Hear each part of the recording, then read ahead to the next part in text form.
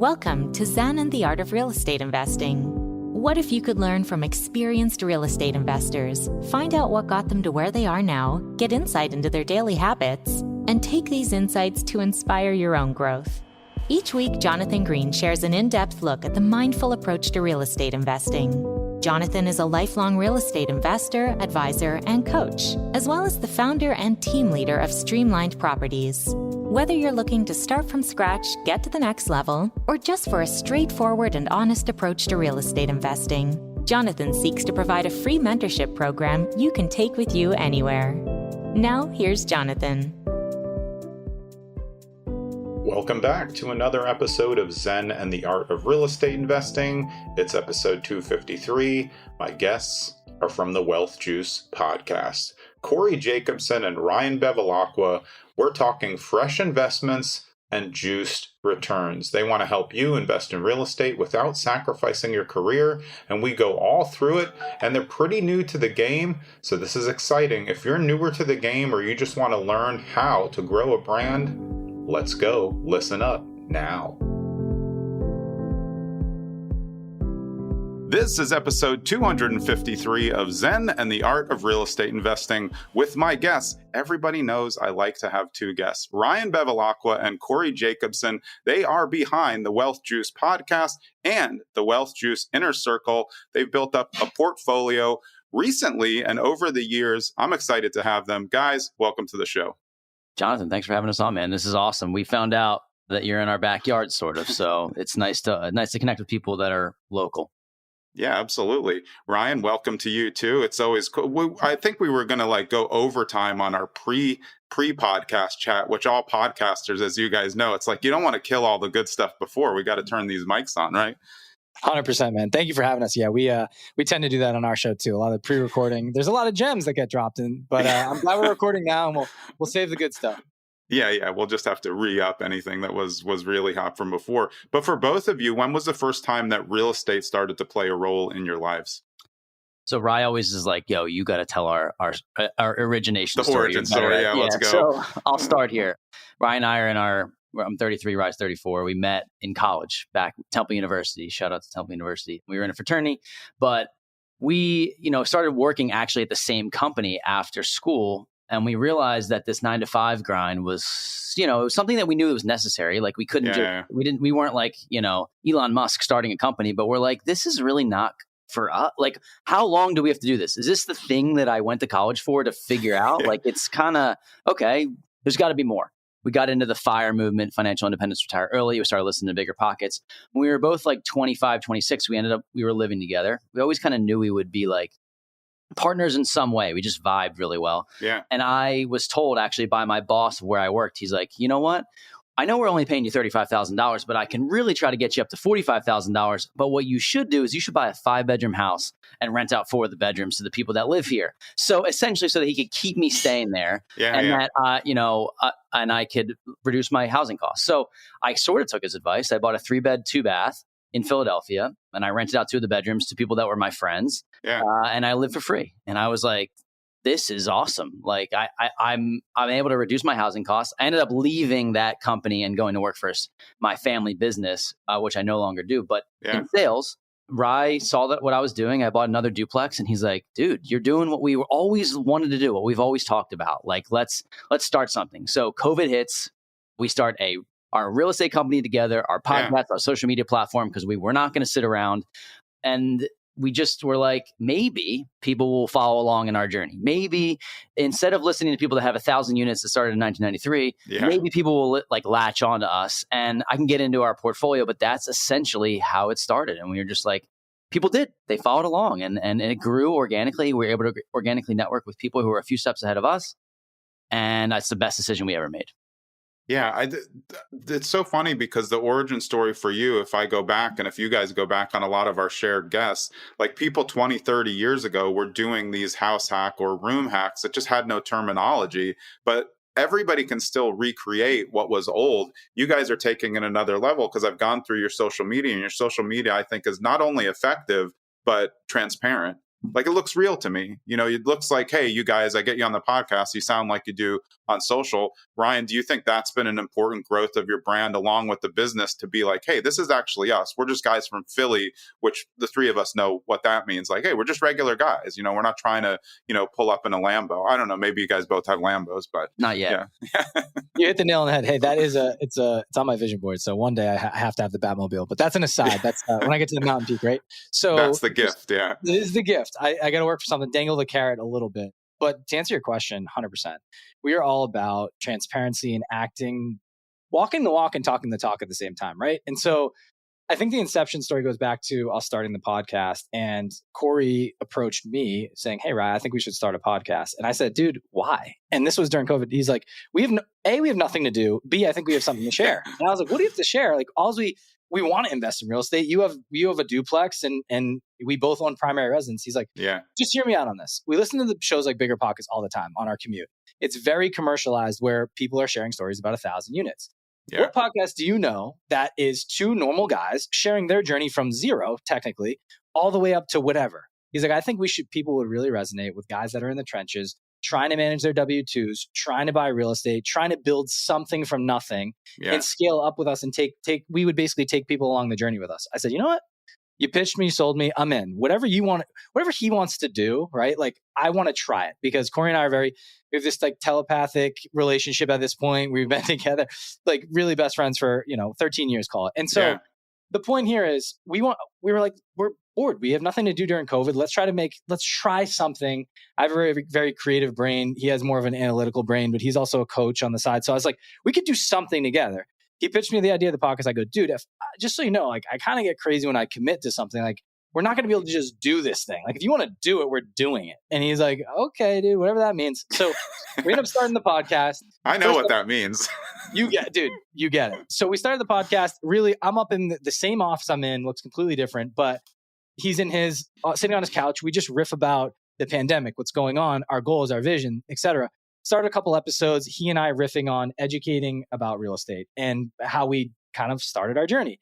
One thing leads to another. We were like, let's take a shot in the dark and try to get Coach Chad Carson on the show. We read his book. We love him. Everything he was about, he was so good at teaching it. And we just wanted to build a relationship. For whatever reason, the pitch was good enough. He said, sure, guys, I'll try to be on your show. We kind of told him that he had inadvertently mentored us for years by us reading his book, us listening to the podcast, etc. Yeah. Came on the show and he's like, guys, you are good at this. Like, I very much enjoyed the conversation. And that was literally the only fuel we needed to dump gasoline on the fire and say, wow, someone believed in us. We can do this thing. He's just like us. He was a normal guy. Yeah. So then we built out a business around it. And, instead of us, Cory and Ryan, sharing our advice on the podcast, it was like, let's get at least once a week, get some really high profile guests that's done a lot in the space to teach us and then teach our audience. Yeah. We can organically network.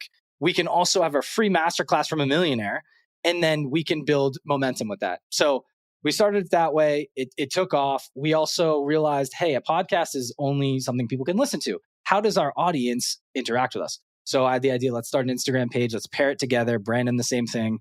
It evolved from sharing just things about real estate investing and things we were doing to a personal brand of Cory and Ryan.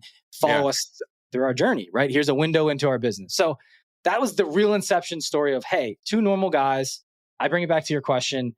Without us just being transparent and acting like who we really are on a daily basis, I don't think we would have gotten any traction. And it was Cory's idea to have people follow us along our journey versus the end result. And it's just worked out in more ways than I can count.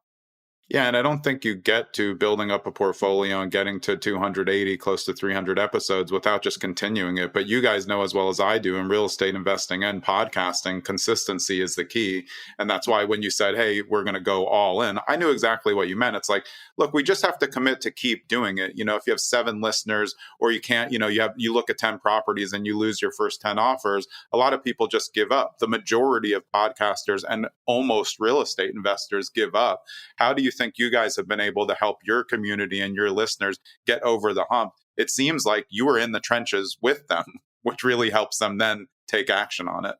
I think if you understand, Jonathan, that 90% of podcasts don't get past episode 5, then you know that, okay, in order for me to win, I'm in the top 10% if I get to episode 6. So, and it might be 10. I might have butchered that a little. It might be 10 episodes. It's something like that. But it's something very small. And I've looked this up recently. So what I said to Ryan, I said, I think this is something I love coaching. I love building teams. I love like interacting with people and watching other people succeed, selfishly or unselfishly, however you want to look at it. But I decided that I think that if we're going to do this, people will latch on to the authenticity aspect and they will, follow suit. And then Ryan mentioned having on Chad Carson. That was episode 10. Episode 50, David Green came on and he said the same thing. You guys are pretty good at this. And I was like, oh man, don't get me going, David. Like, okay.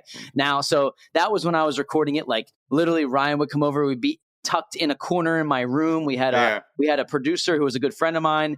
And so really the momentum allowed us to not just build our brand, but then we met people on the podcast and through social who said, hey, you guys, I know you've built up a portfolio of 8 units, let's say. So we're like, saving up our cash and deploying our cash or depleting it, saving up, depleting it.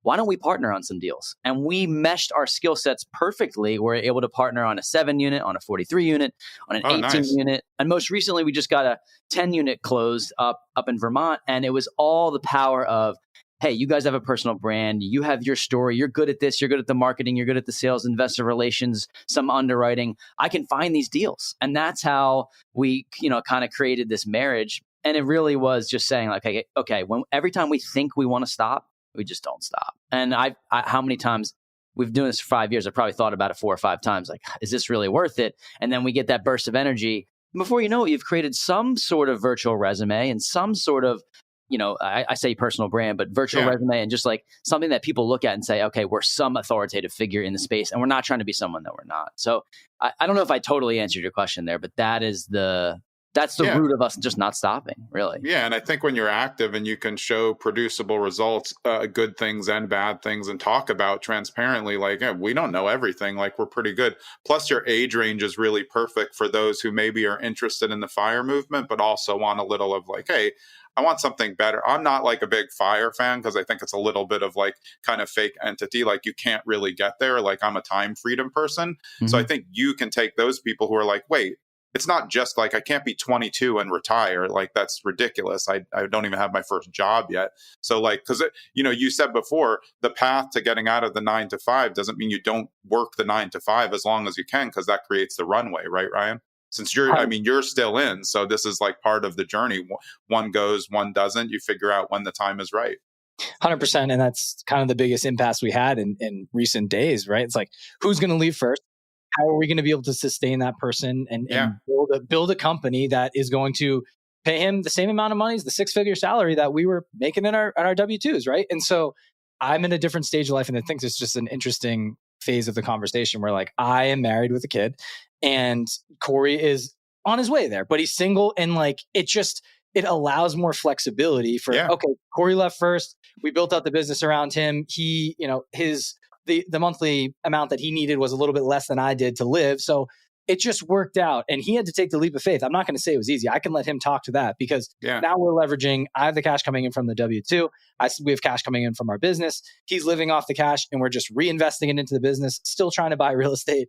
So we're playing the whole game.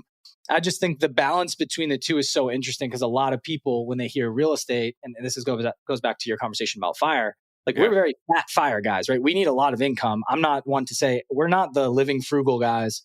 Not to say we didn't do that, right? We have the paid off cars. We live below our means. We saved, and what else outside of saving the monthly amount that we needed as like the emergency fund, right? Everything got invested, and we spread it around stocks and real estate.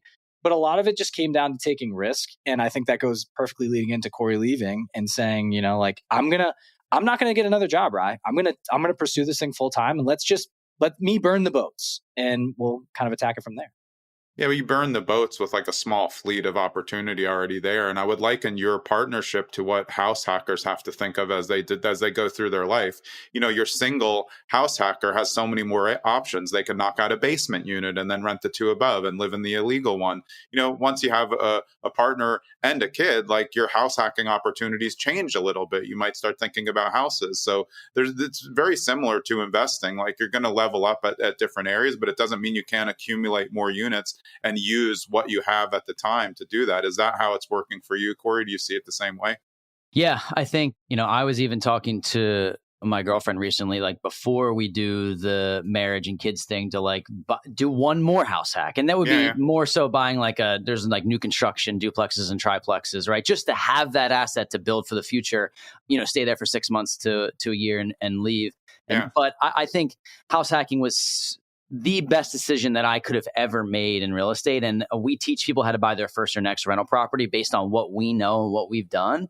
We have a coaching program that does that. But I found that house hacking is the easiest thing to implement, the easiest thing to teach. And it gives you that little bit of delayed gratification where we have friends, people that we know that were renting the $2,500, $3,000, $3,500 a month apartment downtown because they felt that they deserved it in their 20s and late 20s and early 30s. And my thought was like, okay, I want to live my life. I want to do all these things. But if I can blend still having my own space with delayed gratification and building an asset that's going to pay me in the future, and as I move out, that thing cash flows $1,000 a month, I just think my future self is gonna thank me later. So I would do it.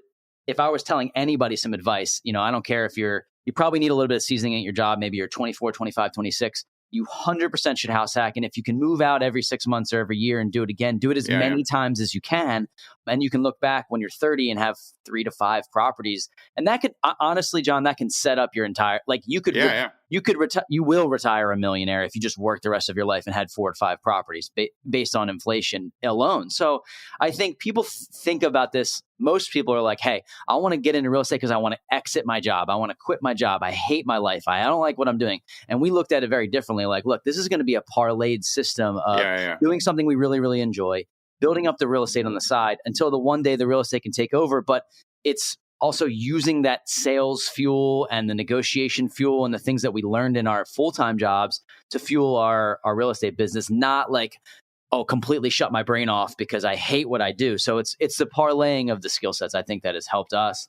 And house hacking was hands down the thing that changed the game. And it allowed me to think bigger about my housing expenses and living expenses, and best decision I ever made for sure. Yeah, 2 things on that. It sounds like, you guys are like smart fire to me. There's smart fire and then there's lazy fire. Lazy fire is like, hey, I want to be, financially free and independent. I don't really want to do that much work though. I kind of want other people to just do the work for me and stuff to fall out of the sky. You guys are like, no, we're going to work our asses off, do a lot, help a lot of people. That's how we're going to get free and then get there. But also one thing I wanted to ask you guys about, Philadelphia is a great spot to do this in. There's a ton of real estate. There's a lot of different neighborhoods that can appreciate quick, but you also really need to know what you're doing to do it right.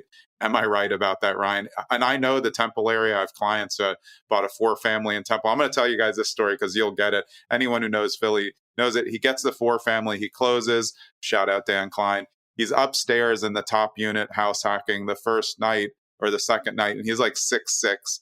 And he calls me and he's like, I'm laying on the ground. I'm like, why are you laying on the ground? Did your bed not come? He's like, nah, I hear shots outside. Like, look, we knew this was going to be an option. And this is just part of living in Philadelphia, that you have to understand where it is. And it was good. It was a good neighborhood. It's still a great property. But, you have to know what you're doing in Philly to do well. Has Philadelphia in particular made it a little bit easier than maybe some other areas because there's just opportunity there for growth? I can jump in here to talk about this real quick. And I want to just touch on something you just said. You mentioned about like doing it the lazy way and retiring and like living on a beach. And what we've realized is that the skill sets and the person that you need to become in order to be able to retire early will never allow you to just relax and sit on a beach and do nothing. And so anyone that thinks that they're going to put in the time, energy, and effort for those 10 years in your 20s and build that up and then just turn that dial in your brain off that allowed you to get there, it's a fallacy. It's not true. It won't happen. And doesn't mean you can't work more in the ways that you want to work and do the things that you want to do. And that's really our like lifestyle architecture, if you will. Like I bought a property in Tampa, Florida to send my parents down there so that I can go down there. I rent it out as a short-term rental. Like I'm designing a lifestyle architecture while I'm living, not until when I wait to retire. But I'm not thinking like, okay, when I'm 40, I can't wait to just throw this all away and just quit and sit on the beach. It's just not how things work. Getting back to your question about Philadelphia. So to be clear, we're not buying in and around Temple University, not because you can't win there, but I started in the northwest section of Philadelphia, and actually that's the only property that we own in Philadelphia. We started building in South Jersey. So you mentioned this before we started talking. South Jersey, most people consider Philly, Pennsylvania, just so everybody knows who's not from the area. They're very, very similar, and they don't compare to where I am in North Jersey. Especially if you say like, oh, I'm from Philadelphia, and people are like, where are you from? You're like, Cherry Hill. You're like, that's not Philadelphia.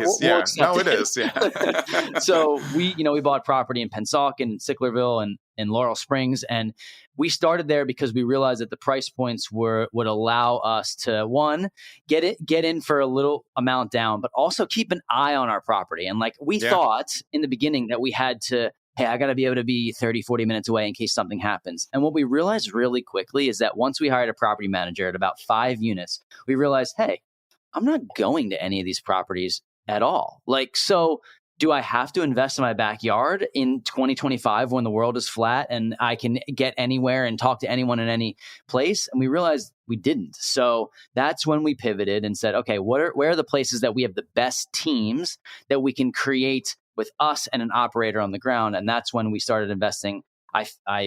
The Tampa, Florida, the Pocono Mountains, we have some short-term rentals. Nice. Yeah. And then most recently in the Northeast, actually, where people run away from. But New Hampshire and Vermont are where two of our largest projects are. It's because we have the team that is boots on the ground, that's operational, that grew up in that area and knows the streets and the neighborhoods like the back of his hand. And we were able to parlay our skill sets to get involved with that. So I don't know if I totally answered your question. Philadelphia is a great place to start. It's one of the top 5. Bigger Pockets said this recently. It's one of the top 5 hottest markets. There's a lot of growth. There's a lot of opportunity. I know the area like the back of my hand. I can tell you which streets and neighborhoods to go to and where not to. COVID threw a wrench in some things and gentrification in certain areas. It was starting here. It stopped. It delayed it. But let me tell you, the decision I made to buy my first property for $250,000, that's now worth $400,000 7 years later in an area that's moving in the right direction. There's still a lot of room for growth in Philadelphia, 100%. Yeah, I mean, that makes sense. And I think that's a really important point because we can all agree that Philly is much more risky than South Jersey because you just never know what's going to happen. In Philly, there could be one major crime thing, and then that neighborhood's going to just go depressed for a little bit when everybody stares. It's going to stop at least the sales that are opportunity there. So it's a hedge of bets to like, hey, let's be a little bit more safe. Let's also consider our own lifestyle. And like you said, you're farming that out to property management and figuring out how that went. Ryan, are you on board with all that? Like, hey, this is just going to be an easier play than trying to do it in Philly. City, it's really just city versus a little bit more suburbia. 100%. I agree with that. And Cory's dialed in on the markets and he's our underwriter. So when we meet, he's basically got a whole rap sheet of why we should do something over another. So yeah, we're dialed. Same exact approach. Hey, it's Jonathan. I hope you're enjoying this episode with Cory and Ryan. And if you want to get a little bit more of that juice and listen to their podcast, it's called Wealth Juice Podcast. You can find it everywhere that you listen to podcasts, or you can go to their website, which is juice-enterprises.com/podcast, and you can see all the great guests they've had, including me. And I think my episode drops before this one, so go back and find it and see how we did it on the other side. Let's get back to the show. So when you're thinking about where you want to go and when you got to these larger opportunities with larger units, how did you know you were ready for the larger units, especially when you got up to that 40-ish unit? What we found is that it's a similar process to buy a duplex, triplex, quadplex as it is to buy a 10 unit, 18 unit, 30 unit. Now, when you think about that from a 10,000 square foot view or 10,000 view overhead, you're like, how can that be, right? How can it be that hard? But what we found, and it's why we started this whole thing in the beginning. Let's partner with someone who has 400 units, he's looking for capital. He's looking for an infusion of cash into his business. And we have the audience, and we have the people that want to invest, that are so interested, that are working long hours, that are architects and engineers and accountants, and they have this cash sitting on the sidelines, and we know them because they listen to our podcast. So the marriage was pretty simple. What we realized is that we got good at underwriting larger projects. And I found that there's a lot of people that want to be involved in the real estate game that don't want to be fixing toilets at 2 a.m. They think that that's what real estate is. And they want to have the passive income that's working for them. Like, really, the only true form of passive income in real estate is if you're a limited partner in a syndication. Like, that's the only form of true.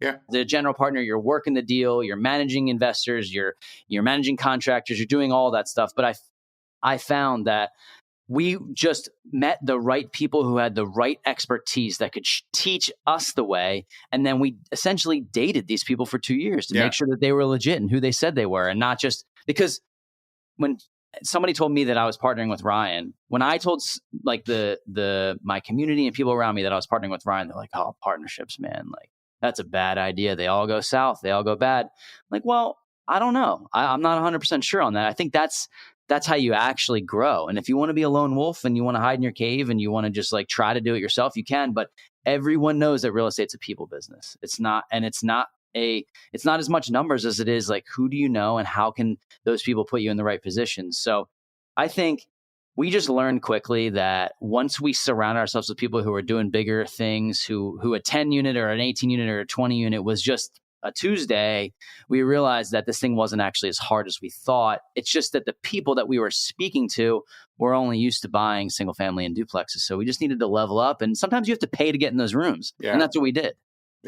Yeah, that makes sense. And I think also you have to, there's some form of reduction of ego when you start to look at partnerships. You guys were younger, but like everyone suffers from, oh, wait, we're so good at this. Like, we can do it ourselves. You guys were smart enough to know, hey, let's get into those bigger rooms. Ryan, what was the lure to get into the bigger rooms? Did you feel like you were capped out in the rooms? Or like, hey, these people are all doing, 4 units, but we really want to get to 50. Yeah, I think a lot of it comes down to just mapping out your future goals and realizing it came down to the inception of the podcast again, right? We had 0 units. So we wanted to get, well, Cory had a duplex, right? So let's just say we were under 5 units. Well, we wanted to get to the 5 to 10 units. So we surrounded ourselves with people that were good at getting the 5 to 10 units. Yeah. And then just the same process. Every time we look to do something new, we've learned very much in this game, in the game of life, it's who, not how. You can figure out the how, but instead of rebuilding or recreating the wheel, go find the person that is doing it at a high clip and get in the rooms with that person. We're happy. We spent over $100,000 in coaching and mentorship in the last year or two. And some of it was great, well spent. Other was like, that's not for us. And I'm glad we did it. And some people are like, that's crazy. I can't believe you guys would do that. That's a risk we're willing to take. Like, we talk about life all the time. It's not a dress rehearsal. Like, we've built up our skill sets enough to where if you stripped it all away, we could make it back. So we were willing to invest that capital back in ourselves, because we understand risk. But back to your question of scaling up, I read this book called Tribe of Millionaires, and it's a short book. It's the guys from GoBundance wrote it. I think it's David Osborne. And it goes through this parable of a gentleman who ended up losing his father, and this gentleman's company was kind of going under, and he doesn't know where to turn. He's like, I have to support all these people that work for me. I just want to kind of throw it all away because I'm too scared and I don't know what to do. And I feel like I'm hurting other people's lives. And at his father's funeral, all these guys in suits came up and they handed him a card and it had like an M on it. And he ended up going to meet with these people, and they found out it was a mastermind group. And his dad was a secret millionaire that had all these connections. He didn't pass him down any money until he went through the steps of learning how to build a network and surround himself with other people and serve a bigger amount of people. So there was basically checks along the way. But that book really resonated with me to be like, wow, I need to just find the right people for my goals and where I want to get to. And I have to pay. I don't care if I have to pay to get in the rooms. I have to work for free or do the things I don't want to do to be around them and show them value. And 99% of people listening to this won't do that. And that's what separates the 1%. And so, I learned through the book. It's a great book, a great read for people. But my point is, there's another book. I forget the name of the author, but it's called Who, Not How. And Cory and I live our lives on it. There you go. Another incredible book. Most real estate investors have probably read that. And so my point here is to get to where we wanted to go, Cory and I emphatically make touch points in goals and checkpoints and benchmarks to get in the right rooms and try out a bunch of different ones. And when you find your people, you stick with them and you keep going. And that the podcast has allowed us to do that, because our natural way of organically networking and getting in these rooms for free was saying, hey, we have a community. Why don't you come share your story on our show? We not only get to let them pitch their message out to people and share their story, but then we create a relationship. And then they drag us up to their level and say, hey, you should meet so-and-so. And so that's kind of really how our whole ecosystem evolves. And then we were like, let's branch outside of the podcast and let's start getting into the niched rooms. Like, okay, the multifamily investment rooms, like, let's go pay to be in a mastermind there. Oh, we need to get our social media on a better clip. It's average right now. Let's pay to get in a mastermind that teaches you how to grow and scale your personal brand. So any bucket that we have that we're lacking in, I think is something that we'll invest in ourselves at some point. We have a goal of being in GoBundance. Those gentlemen lead bigger lives. They actually wrote the book, A Tribe of Millionaires. So they planted the seed with me back in the day, and they upped the net worth to $2 million a pop. So we're like inching there. We're almost there, but we're like, okay, we got some work to do. And it's another dangle the carrot for me, where we're really striving to get in the right rooms. And I just know that unlocks the door to where we want to get to. Yeah, I've had the CEO of GoBundance, Matt King, on, so we talked a lot about it and what the mission behind it is and how he got there and how he met David Osborne. So that's all part of it. The one thing that I can tell from you guys and from what you know about other people who get in the door, it's not just getting in the door, it's what you do once you get inside the door. A lot of people will pay for access and then just sit there in the corner like a wallflower, and then you're not going to build relationships. It's never the content of all these things that's the win. It's the people who are there. Because you all get the same content. None of it's new. It's all stuff that everyone's done before. You're not going into a flipping thing and someone's unlocking some new secret to flipping. You just need to buy good houses, renovate well, and get a good spread. I mean, same with wholesaling. You just need to figure out the process. Have you guys found that you've seen the other people get in the room and just do nothing? And I call that user error. Yes. I have one thing I want to say on this really quick is it's so easy to pay for something and assume you're going to go get to the next level by the first day. Yeah. So I just want to mirror this to when you're sitting in class, whatever, high school, maybe younger, and the teacher says, okay, who wants to volunteer to go first to deliver the project? The people that sit in the back of the corners are the same people that they get into a room like this and they sit in the back. If you were the first person, the guinea pig that steps up and says, I'll do it, you have the most room for error because you stepped up first. You can make all the mistakes. It doesn't matter. Yeah. You had the gall to get up and do it. So for Cory and I really dialed in on this. We got into a couple of masterminds, and I remember our first mastermind we got in. We immediately, because we were the podcast guys, we just used our extrovertedness, and we just were peppering with questions and interacting, sharing our story. And people were like, "Who are these guys?" We had people then hitting us up on the side, being like, "Dude, I love your perspective there." Build other relationships. Whereas there was other people sitting there that for 4 weeks or 5 weeks, we never heard a peep from them. And so this is not to say, hey, we knew what we were doing right away. We took a different approach because Cory is like very much, hey, dude, if we're paying for this, let's get all the value out of the dollars that we're putting into it. Right. And so like, okay, how else do you do that? Now, what we found just on the flip side of this is now that we run a mastermind in the inner circle for ourselves, the people that we value the most are the people that are interacting and engaging with us, not only showing up, but that instead of paying, just giving the dollars to be in the program, the unseen dollars or value that they provide are interaction, engaging, and just showing up. Yeah. So I like to now do that in every room that we get into. Not come off as braggadocious or everything we know, but hey, if someone needs something, they need a connection or they have a question and we know the answer, let's just give it to them for free. Just tell them how to do it and make the connection. And then that's that free value that you're giving and you're providing value that every leader of the mastermind now they want to find their ace, right? They want to find the people they can lean on that show up, that they can help out. And then if anything ever happens that's amazing in their world, they're going to pull you up and be like, hey, Ryan, hey, Cory, you guys have been providing value to my community for this last year. I got something for you. You guys want to partner on this thing? And that's really the way to do it. And, Hormozy style, we give it all away for free, man. And then the people that really want to be buddy with us and get in, they'll pay for the inner circle. We'll help you get your first or next deal, and we'll take deals down together. And those are the people in our foxhole that we're like, we have it available. We're not hiding anything. We want to be around more people like us. So what other rock stars are out there that actually are going to do what they say they're going to do? And, that's kind of why we decided to start our own group at one point, because we wanted to find more guys like us. That's really all it was.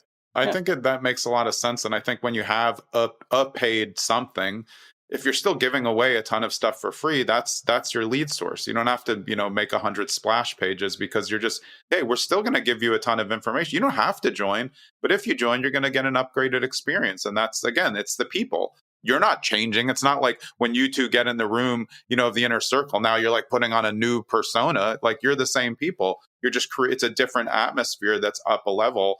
Cory, what do you think about that? I think that's really kind of, a lot of people study social media, but it's ripe with pitches for everything. So you have to really lay a lot out for free, which is why I love podcasting. We didn't feel comfortable doing anything of the sort until we had that 4 years of free game and free content, and actually build a real estate portfolio that we said we were going to do. So we didn't like start buying rentals and then be like, hey, pay us to teach you. It was like, no. Let's get to 8. We're at 80 units, and it grew faster than we thought. So I was like, okay, now we're at a position where it's like, I'm not teaching you, by the way, how to go from 30 to 80. Like, there's somebody that can teach you way better than me how to do that, but I can help you get your first few. I know I can. And just like the value exchange as an idea for people that, let's say you're listening to this and you don't have money. Okay. I'll give you just a quick story of like how I got into, I'm a basketball coach. I grew up playing basketball, and I wanted to be closer to the game, around people that really, really knew what they were talking about. So I offered, when I was 24, I was coaching in college at Division III. I offered to coach for free at a very, very high level private high school close to where I lived. And I said to the head coach, who I've known for years, who recruited me to go to this school, except I wasn't going to be on scholarship, so I didn't go. And I said, I would love to come coach. And when I said I would do it for free, he was like, oh, you would? And I was like, yes, I would go. I'll coach for free. Like, I just want to be around you and the team. And what that did is he happened to be the previous owner who sold, if you've heard of the company And One, the clothing brand. Yeah. So he started and sold And One for a lot of money. And he ended up not just becoming a confidant in my life, but a business coach, a life coach, and a person that I could trust and a mentor to this day, because I said, I will offer my services. He thought I was going to try to climb the Division II, Division I ranks. And he was like, wow, I would be happy to have you around the program. And I still do it to this day on the side as much as I can. So my point in bringing that all up is that if you don't have the dollars to play the game, there are things that you can do. You have to study the people that you want to be around, not say, hey, how can I provide you value? Because then you give them a job of like figuring out how. You need to get into that person's brain and say, hey, I noticed your website's like kind of like, it looks a little bit dated. I'll build you one for free. How about that? Yeah. And then that's going to open up the door for you. So you can pay to play, like we said, or you can provide the value for free. But the trick is that people are listening. You have to figure out what that value is before you ask that person, like, what can I do for you? So to go back to your question a little bit, give it all away for free, provide the value for as long as you can. And then I decided that I really want to coach. I really want to teach this. And people kind of latched on us. Are like, hey, I've been listening to you guys for years. Like the fact that you want to teach this, like, is there a next layer than just listening to the podcast? And that's where really it started. Well, and that's sometimes the way that it's time for the next level. Enough people are asking, like, hey, is there an upgraded version of this? Like, where we can get in a little bit of a club atmosphere, which is how things work. And then you're like, oh, I think we should kind of build out something new. Yeah. And that's exactly kind of how it started. And quickly I realized, hey, I love doing this. Like, I love teaching. I love coaching. I love watching when somebody realizes what real estate can do for them in the same way that did it for us. Like, they're so, like, people are like so thankful, because truly 1 or 2 deals can set up. It did for us. It set up the rest of our journey. Like, once I knew how to do 1 or 2, I could duplicate it. But a lot of people are stuck in analysis paralysis over and over, looking at deals upside left and right. And they realize that they don't realize they have a good deal in front of them, because nobody a couple steps ahead is looking over their shoulder saying, yo, dude, you should buy this property. Like, you should pull the trigger and let go of that fear, and let someone that's been doing it for a little while tell you that, so that you're like, okay, you have some relief. I have some coaches here looking over my shoulder telling me, hey, this is a good move. Yeah, I mean, everyone is stuck. I mean, in my opinion, analysis paralysis isn't real. It's just a lack of confidence. And it's a lack of confidence because they don't know other real estate investors. Because like you said, there would be somebody saying, no, that's rock solid. Like, get it. If you don't get it, I'm going to get it. Like, that's your thing. So that's where real estate meetups come in. You got to know people. If you don't know people, how are you going to even know what's a good deal? So I always call it like video games. When you talk to someone and they're like, oh, I looked at 12 properties this week. I'm like, oh, how many did you go to in person? They're like, oh, 0. I'm like, how many properties have you ever seen in person? 0. How the hell are you going to do real estate if you've never looked at a property in person? You don't even know what a basement is or what, and that's different for every area. What you're looking for in South Jersey isn't the same thing that you have to look for in Philadelphia because they're row homes and they're all attached together. And one foundation could affect another foundation. So that's where I think this kind of like, you guys are younger. You're in a generation where people do consume a lot more online. We all do now. But growing up, I didn't have any of that. And I think people sometimes are looking to only the social media and not getting the reps that they need. Ryan, what do you think about that? So I totally agree with you. I think the biggest pain point for people when they come at least into our sphere is that lack of knowledge or repetition to train the muscle to analyze a deal. And then it's back to your conversation again about confidence, right? Yeah. If you analyze 5 deals a week, you're going to be in a better spot than analyzing 1 a week. If you analyze 5 a day, you're going to become a master faster than you think. And it's hard in the beginning because when you're analyzing, you're like, well, are these numbers right? Like, am I actually getting the true cash flow value for this property? And so a lot of people, when they come to us, that's what they're searching for. And they just need the little angel on their shoulder to say, hey, this is a great deal. You need to make an offer on this. And then at the offer phase, like, well, what should I offer? And then they're like, well, what if they don't accept this? Well, then you write the heartfelt letter, you do the 3 offer approach. Like, there's so many different things that we educate on in that space. But that was us in the beginning. And I remember going through the motions and analyzing deals. I'm like, this looks good to me, but is this actually a true good deal? And so luckily I had Cory and we could vet it together. And then we'd pass it along to people that we had on the podcast that we knew did a ton of deals and be like, hey, does this look right to you? And one of our mentors that we, his name is Chris, he kind of would help us come down to properties and look at them at a different angle for the after repair value and what we should put into the property and what we should change. And we just had people doing the do that gave us the confidence to get there. And now when we go back to, dial it back and we try to think, we're like, okay, what really got us to the next level and got us over the hump when we started? That's what we want to deliver to the people that are stuck. And analysis paralysis, to your point, is a mental game. The biggest game of this whole thing is the battle between your ears and giving yourself the confidence to go for it and take the risk. Anyone that's made anything in life has just taken a large amount of risk and strategic risk over time and kind of mitigated along the way. So totally agree with you. And for us, analysis paralysis, that's what kept us stuck. That's what we teach and preach on now. And I think it is just a true battle of not feeling confident enough or well-versed in the subject or whatever you want to do. And that's why, once again, back to my previous conversation, get around the right people that have done it 1,000 times and you're going to be in a great spot.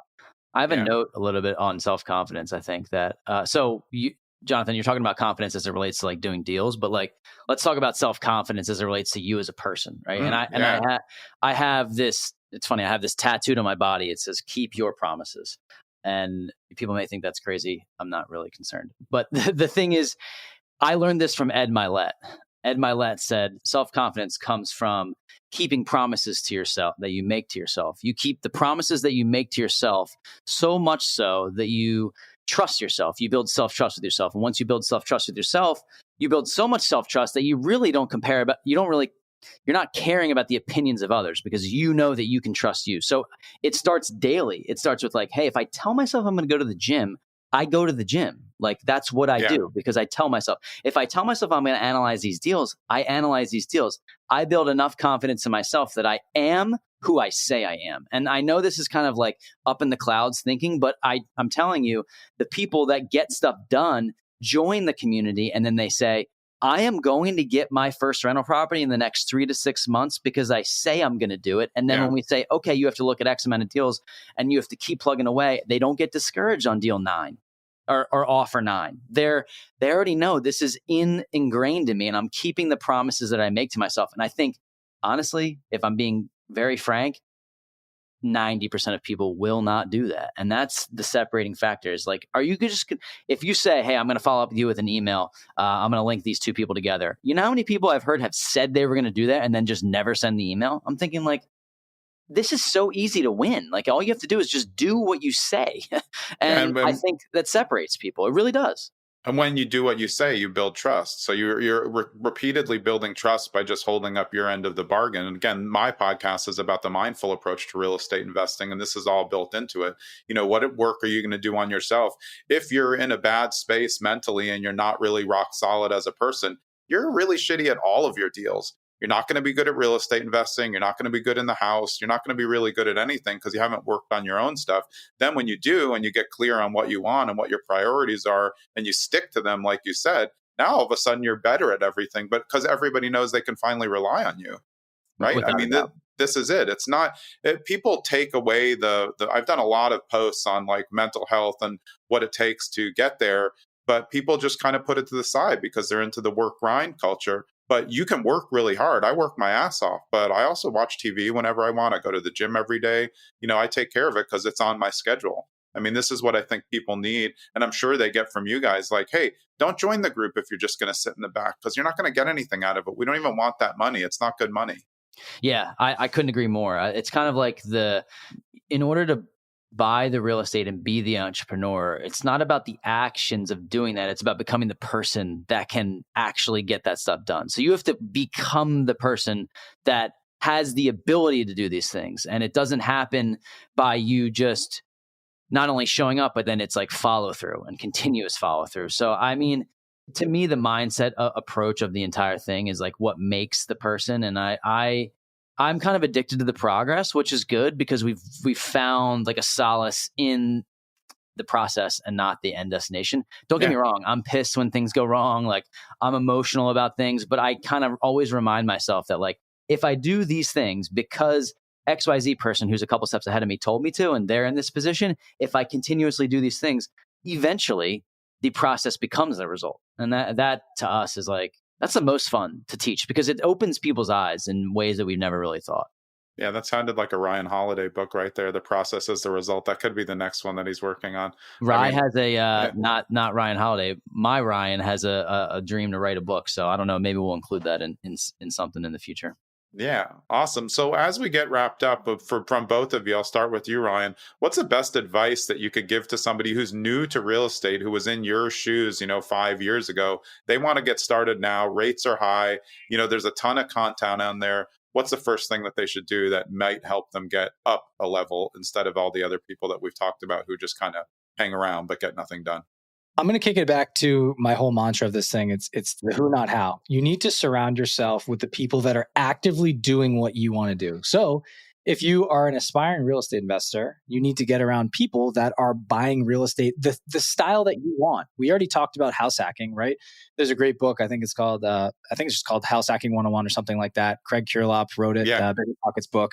Awesome. Like for us, we had him on our podcast and we learned all about house hacking, but Cory already did house hacking. So my point overall is to get yourself in the rooms with these people is so key. What you can do is leverage social media. I know it sounds crazy, but today you can link up with someone, a CEO of a company, by one DM or one conversation, and you don't have to deal with any gatekeepers. So what we train people is like, hey, put in your bio that you're an aspiring real estate investor, put exactly what you're looking to do, the niche, and people are going to be like, oh, okay, like I'll give you the time of day. But even if you've had 1 or 2 units and you want to scale up to multifamily, put that you're a real estate investor, tell people what you've done in a quick little bio. So that way, they have the confidence that you're going to kind of show up and that you've already done something. You have a little bit of a track record. And for us, it's not only, we think about this not only on a local basis. I recommend people to, even if you have no deals, join your local real estate meetup group. Yeah, for sure. So you're in South Jersey.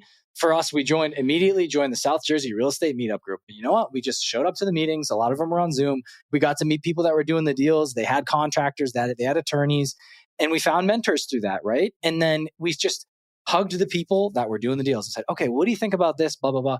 And you inch your way to the top. And I'm sure Cory has some perspective on this too. But for us, if I could go back and dial all the way back to day one of us starting our journey, I think we ended up doing that without thinking about it on purpose. We started interviewing all the people that were doing what we wanted to do. Yeah. And we found ourselves getting yanked up to their level. And then it was creatively, okay, how do we provide value to them? And like, what's our little like turnkey factor here to help them out? So read the book, Who Not How. Read the book, Tribe of Millionaires. So good. Those are 2 actionable things that you can do today. And I think it'll get you in the mode to be like, I get it. And then the next stage is really diving in on the how do I go do this? How can I prove value? Even if it's paying a little bit to get in the rooms, and then you raise your hand and ask all the questions, or you help them out with any menial tasks that they don't want to do. That's how to show value and do it for free. Yeah. Cory, give us some secret sauce on top of that as we wrap this up. I think Rye pretty much said it there. I think the key for us, if I had to go back and start over, I would probably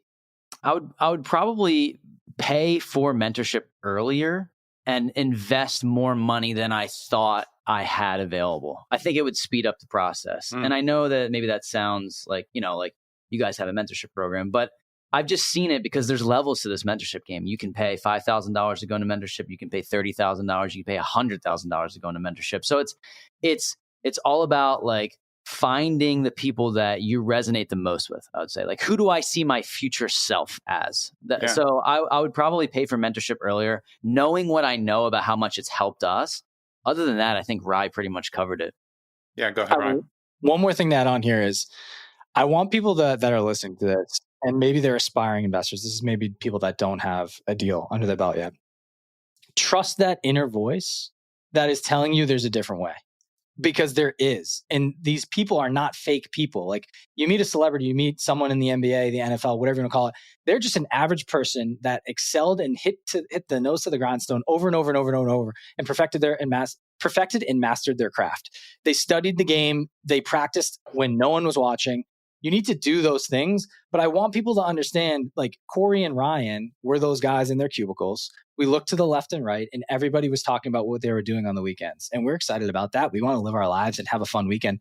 But what comes after that weekend? Like, how do you build the 4-hour work week? And if you want to go work from Bermuda on your laptop on a random Tuesday, can you do that? There's people out there that are doing that.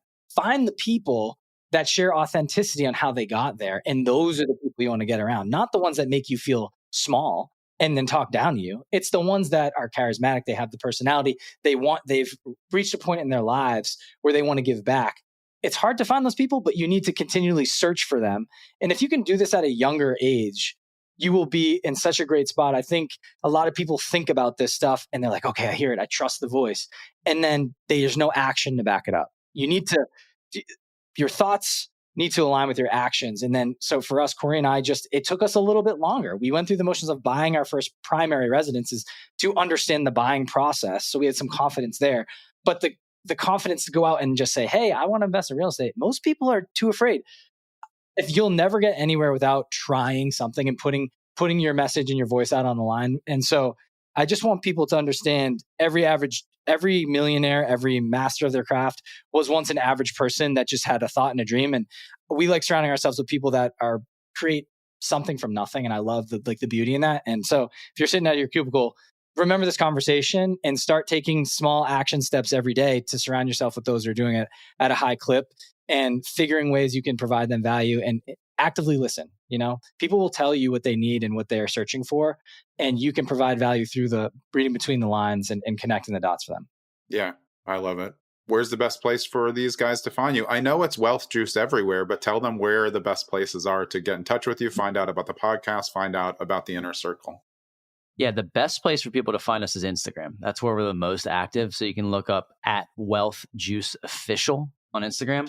We interact with everyone who follows us. And then the Wealth Juice podcast, wherever you listen to podcasts. Those two places. We have YouTube as well. Wealth Juice Official, I believe it is on YouTube. So we're trying to bolster up YouTube. But Instagram's the best place to interact with us. And if you have any interest in trying to get your first or next rental property and you want to chat, we'd be happy to chat. Shoot us a DM on Instagram. That's the best way to do it. But we're active every day. It's actually us, responding. We post every single day. Yeah. Oh, it's weird when it's not. It's so obvious. You send them a DM and someone's like, thanks for contacting us. Do you want to join this coaching program? I'm like, holy shit. I was actually just trying to get you on my podcast. Like, really? That's a little bit much. I don't want to talk to your VA. Yeah, the automation world is it's not for me. It's something that we're trying to implement in a tasteful way. Yeah. But we haven't found out the way to do that yet, so it's us. It's tough. Yeah. It's tough. Well, I really appreciate it. Podcast host to podcast host. It's been a great episode, and it's good to get to know you guys. Thanks for having us on. We appreciate it, Jonathan. This was great. I'm glad that you're local, and we're looking forward to staying in touch. Yeah, absolutely. All right, that was Ryan Bevilacqua and Cory Jacobson. They're the hosts of the Wealth Juice podcast. You know where to find them now. I'm Jonathan Green. We'll see you next episode.